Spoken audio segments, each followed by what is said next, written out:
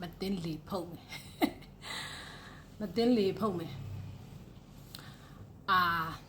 နည်းနည်းလေးအဓိကဒီရပိုင်းကြားနေရတဲ့အကျွေးကိစ္စတွေနဲ့လေလုပ်ငန်းရှင်တွေပါလုပ်ငန်းရှင်တွေလုပ်ငန်းလုပ်တဲ့သူတွေကိုလေ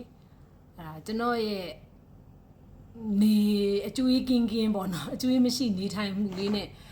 တင်းကင်းလေးကိုဝေမျှချင်တာတင်းကင်းလေးကိုဝေမျှချင်တယ်ဆိုကြီးကြီးကျယ်တယ်တော့မဟုတ်ဘူးပေါ့နော်ကိုကတော့ဘာမှမဟုတ်ဘူးကြီးကြီးကျယ်တယ်ဇီတိတစ်စလဲမဟုတ်ဘူးဒါပေမဲ့ပြောပြချင်တာသိလားလူတွေမှာလေလောဘထိန်တတ်ဖို့ပြောပြချင်တာလောဘထိန်တတ်ဖို့ဆိုတာလေဒါကဒီဗီဒီယိုဖိုင်လေးကိုကျွန်တော်ရဲ့မောင်တဝန်းခွဲကြည့်မိရင်လေဒါသူ့ကိုလည်းတခါတည်းရှင်းပြရင်းနဲ့ပြောပြရင်းနဲ့အကုန်လုံးကိုပြောပြတာဘာလဲဆိုကျွန်တော်နည်းနည်းပါးပါအရင်တော့ပြောဘူးတာတွေကြည်ဘူးတဲ့သူတွေကြည်ဘူးတယ်ဗျာသိလားကြည်ဘူးတဲ့သူတွေကြည်ဘူးတယ်မကြည်ဘူးတဲ့သူတွေလည်းမကြည်ဘူးပေါ့နော်အဓိကလေလူတွေကလေပတ်စံရှိရင်လုပ်ငန်းပေါ့လုပ်ငန်းနဲ့ပတ်သက်ရင်ရင်းနှီးတဲ့အခါမှာပတ်စံကိုရှိတဲ့လောက်မရင်းရအောင်ရှိတဲ့လောက်မရင်းရဘူးမရှိတဲ့ပမာဏကိုပို့ပြီးမရင်းရအောင်ရှိတဲ့လောက်တောင်မရင်းရဘူးလို့ပြောမှတော့မရှိတဲ့ပမာဏကိုပို့ပြီးတော့မရင်းရအောင်အကျွေးတွေဘာတွေယူပြီးမရင်းရအောင်အဲ့ကြတော့အကျွေးဗရဘွားနဲ့ဒုက္ခရောက်တတ်တယ်နာမည်ပြတ်တတ်တယ်ကိုရမှာလူအစဲခံရတတ်တယ်ကျိန်စဲခံရတတ်တယ်ကျိန်စာတိုက်ခံရတတ်တယ်ဒီလားကျွန်တော်မောင်တဝန်းခွဲဆိုဗျာသူ့ကိုလည်းတခါတည်းဒီမှာတခါတည်းပြောပြရင်းနဲ့မှပြောပြတာကျွန်တော်မောင်တဝန်းခွဲကကြောက်စိမ့်လောက်တာကြောက်စိမ့်လောက်တော့ခါကြတော့လွန်ခဲ့တဲ့အာနာမသိငင်တော့သူကဗျာကလေးပဲရှိသေးတယ်ဆိုပါဆိုဗျာကြောက်စိမ့်ကိုသူအခုတော့တော်တော်အဆင်ပြေသွားပါပြီအဲ့ဒါ तू ကြောက်စိမ့်လောက်ခါစားလည်းမဟုတ်ဘူးဗျာဒါပေမဲ့ तू အရန်အဆင်မပြေသေးဘူးအဲ့အချိန်မှာ तू ကကြောက်စိမ့်တစ်ခုကို तू ဝယ်ထားတာကိုမသိဘူးထားလိုက်ပါတော့တဝန်းခွဲကိုအနေမနီးတော့ तू ကတရက်ကြတော့ तू ဖုန်းဆက်ပြီးအကူကြီးတောင်းတာအမားတဲ့3သိန်းလောက်ခဏလာအောင်တဲ့ तू ကतू ဝယ်ထားတဲ့ကြောက်စိမ့်ဖို့ तू ကပေးရမှာပေါ့ပေးရတော့မှ तू 3သိန်းလောက်လိုနေတာပေါ့လိုတဲ့အမရဲ့တဲ့ကျွန်တော်တို့လည်း3သိန်းလောက်ခဏလာအောင်တဲ့အဲ့ဒါကျွန်တော်သူ့ကို3သိန်းမပေးလိုက်ဘူးပေးလိုက်တယ်ဆိုမပေးလိုက်ဘူးတဝန်းခွဲမောင်လေးကိုမပေးလိုက်ဘူးကျွန်တော်ကလေသူ့ကိုပြောဆိုပြီးမပေးလိုက်ပြောဆိုတယ်ဆိုတာဘာတွေပြောတယ်ဆိုတာပြကြလို့နော်သူကနေကကြောက်စိမ့်ကိုထပ်ပါတော့နမူနာပြတော့10သိန်းတန်ဝယ်ထားတာသူ့လက်ထဲမှာ9သိန်းပဲရှိတယ်ဆိုပါစို့အဲ့လိုမျိုးဖြစ်တာပေါ့နော်နမူနာ9သိန်းပဲဖြစ်ရှိနေတာကိုသူက10သိန်းတန်ဝယ်လိုက်တာအဲ့ဒါကိုသူ့ကိုကျွန်တော်ကပြောလိုက်တာနင်းလက်ထဲမှာ9သိန်းပဲရှိတဲ့ကိစ္စကိုနင်ကဘာလို့10သိန်းတန်ဝယ်ရတာလဲလို့အမှားနေတယ်လေလို့ဟုတ်လားပတ်စံလက်ထဲမှာ9သိန်းပဲရှိတဲ့ကိစ္စကိုနင်း10သိန်းတန်ဘာဖြစ်လို့ဝယ်ရတာအမရဲ့တဲ့သူ့ရဲ့ဆိုင်ကယ်တို့သူ့ရဲ့ဖုန်းတို့ခဏယူထားပါလားကျွန်တော်အပေါင်လည်းမခံဘူးကျွန်တော်မောင်တဝန်းဝဲကိုကျွန်တော်ကူညီခြင်းနဲ့ဆိုရင်ကျွန်တော်အနေထားနဲ့က3သိန်းဆိုတာသိမလားမိုးပဲရှိတာပတ်စံလည်းအဲ့လိုပြန်လဲဆက်စရာမလိုတော့တဲ့အနေထားဖြစ်တဲ့အတွက်ကျွန်တော်ကူညီလို့ရတယ်ဒါပေမဲ့မကူညီလိုက်ဘူးသိအောင်လို့အလုံးလုံးတဲ့ပုံစံကိုသိအောင်ကျွန်တော်သူ့ကိုပြောလိုက်တယ်ပတ်စံ9သိန်းပဲရှိတာနင်ကဘာလို့10သိန်းနဲ့ကြောက်ကိုဝယ်ရတာလဲအမှားနေတာပြန်ပေးလိုက်လို့အဲ့ကြောက်ကိုလို့ကျွန်တော်လို့ပြောလိုက်တာအခုဒီဗီဒီယိုဖိုင်လေးကိုကြည့်နေလဲအဲ့မောင်လေးမြင်သိမယ်နော်အဲ့ဒီ10သိန်းနဲ့ကြောက်ကိုနင်ပြန်ပေးလိုက်လို့ဘာလို့နင်လက်ထဲမှာ9သိန်းပဲရှိရလေလို့နင်10သိန်းနဲ့နင်ဝယ်လို့မရဘူးလေဝယ်လို့မရတဲ့ကြောက်ကိုနင်ကဝယ်တာလို့နင်မှားနေတာလို့ပစ္စည်းတွေပေါင်နှံချီငှားပြီးသူများထက်ချီပြီးနင်ကအဲ့ဒီပစ္စည်းကိုဝယ်ရမှာမဟုတ်ဘူးလို့ဒါလုပ်ငန်းလုပ်တာရင်းနှီးတာဖြစ်တဲ့အတွက်မရှိတဲ့ပမာဏကိုနင်ကချီးပြီးတော့ရောင်းပြီးတော့ပေါင်ပြီးတော့နင်ကမွေရဘူးလို့ဝယ်ရမှာမဟုတ်ဘူးလို့နင်လက်ထဲမှာ9သိန်းရှိရင်နင်9သိန်းတောင်ဝယ်လို့ရတယ် maximum နင်9သိန်းတောင်ဝယ်လို့ရတယ်စားဝတ်နေရေးဘာမှပူစရာမလိုဘူးဖဲ့စရာမလိုဘူးခြံစရာမလိုဘူးဆိုနင်9သိန်းတန်ထိနင်ဝယ်လို့ရတယ်ဟုတ်လားစားဝတ်နေရေးခြံမယ်သွားစိလာစိဘာညာကူးကွာတွေတအားကိုခြံရမယ်ဆိုနင်9သိန်းတန်လောက်ပဲဝယ်သိရင်ဝယ်4သိန်းတန်လောက်ပဲဝယ်သိရင်ဝယ်9သိန်းပဲရှိတဲ့ကိစ္စကို10သိန်းတန်ဝယ်တယ်ဆိုတာနင်မှားရွေးတဲ့အလုပ်တစ်ခုကိုလုပ်လိုက်တာလို့လုပ်ငန်းအဲ့လိုလုပ်ရတာမဟုတ်ဘူးလို့ဆိုပြီးတော့သူ့ကိုပြောလိုက်တယ်အမပတ်စံမပေးဘူးလို့မောင်လေးအဲ့ပစ္စည်းကိုမောင်လေးပြန်ပေးလိုက်လို့ကျွန်တော်လို့ပြောလိုက်တာဒါကနမူနာပြပြတာတကယ်ဖြစ်ခဲ့တာနော်ကျွန်တော်ပြောအောင်မယ်ကျွန်တော်မောင်အရင်ခောက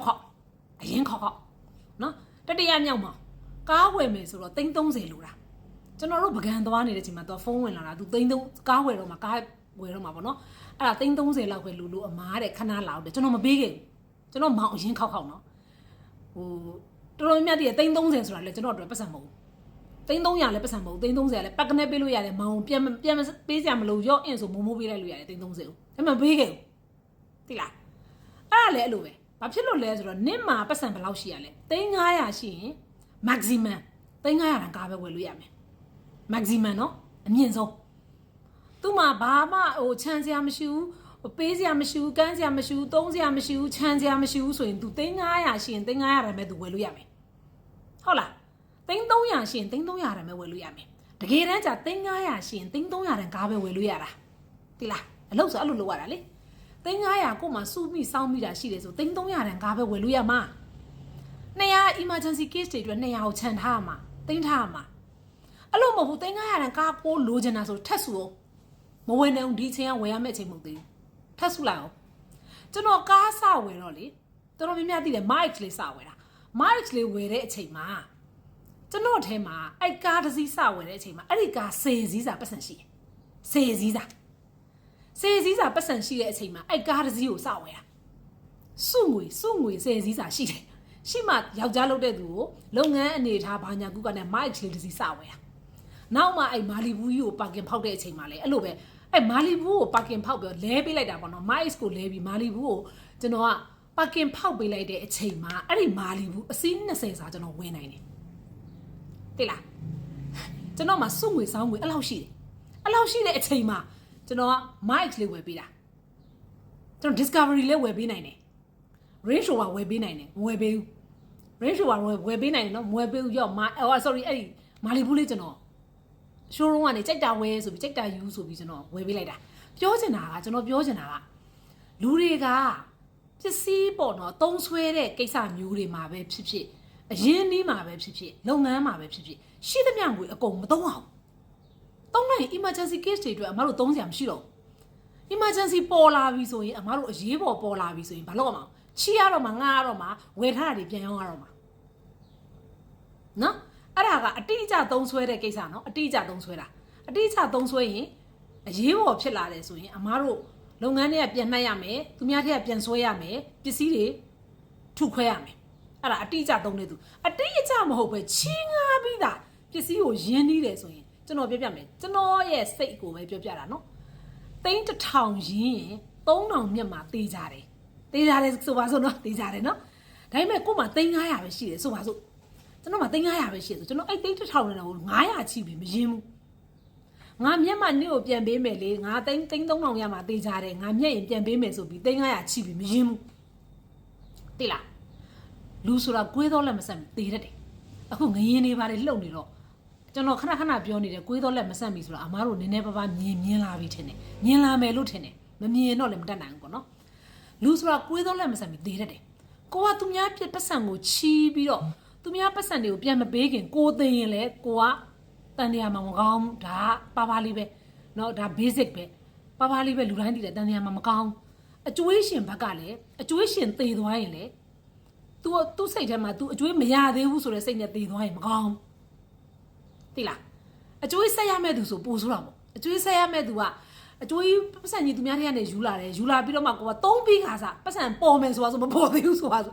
ပေါ်မယ်မပေါ်သေးတဲ့အချိန်သေသွားရင်ရောလူဆိုတာကိုယ်ဆုံးလည်းမဆက်မိလေမနဲ့လည်းသေနေမှာခဏနေလည်းသေနေတယ်ကျွန်တော်အခု live နဲ့ပြီးတော့လည်းသေနိုင်တယ်ကျွန်တော်အခုဗီဒီယိုရိုက်ပြီးတော့လည်းသေနိုင်တယ်အချိန်မရွေးသေနိုင်တယ်အခါခေါင်းတခါလည်း shock ဖြစ်ပြီးတော့နောက်အုံနောက်သွေးကြောတွေပြက်ပြီးချက်ချင်းသေသွားနိုင်တယ်လေဖောက်ဆိုပြီးတော့နှလုံးကဟတ်ကတစ်ခုခုဖြစ်သွားပြီးချက်ချင်းသေနိုင်တယ်အဲ့တော့မလုပ်အောင်